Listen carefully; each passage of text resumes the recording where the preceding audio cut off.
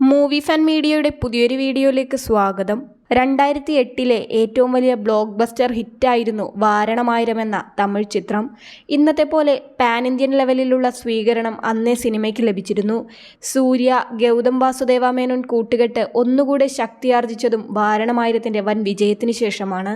സൂര്യ double റോളിലെത്തിയ ചിത്രത്തിൽ സിമ്രാൻ, സമീറ റെഡ്ഡി, രമ്യ സ്പന്ദന തുടങ്ങിയ നായികമാരും ശക്തമായ കഥാപാത്രങ്ങൾ ചെയ്തു.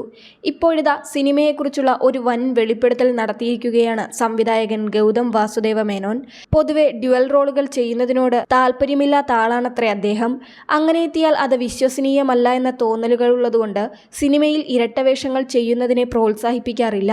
അതുകൊണ്ട് തന്നെ ചിത്രത്തിൽ സൂര്യയുടെ അച്ഛനായി അഭിനയിക്കുന്ന കൃഷ്ണ എന്ന കഥാപാത്രത്തിനു വേണ്ടി ആദ്യം പരിഗണിച്ചിരുന്നത് മോഹൻലാലിനെ ആയിരുന്നു അത്രേ. ലാൽ സാർ അല്ലെങ്കിൽ നാനാ പടേക്കർ ചെയ്യണമെന്നായിരുന്നു സംവിധായകന്റെ കണക്കുകൂട്ടൽ. എന്നാൽ സൂര്യ പറയുകയായിരുന്നു, വേണ്ട, അച്ഛൻ്റെ വേഷം ഞാൻ തന്നെ ചെയ്തോളാമെന്ന്.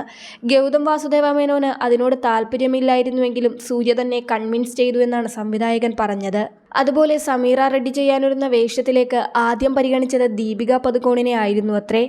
ഓം ശാന്തി ഓം എന്ന സിനിമയ്ക്ക് ശേഷം ദീപികയ്ക്ക് തിരക്കാകുകയും ഡേറ്റ് ക്ലാഷ് ആവുകയും ചെയ്തതോടെയാണ് സമീറ റെഡ്ഡി സിനിമയിലേക്ക് എത്തിയത്.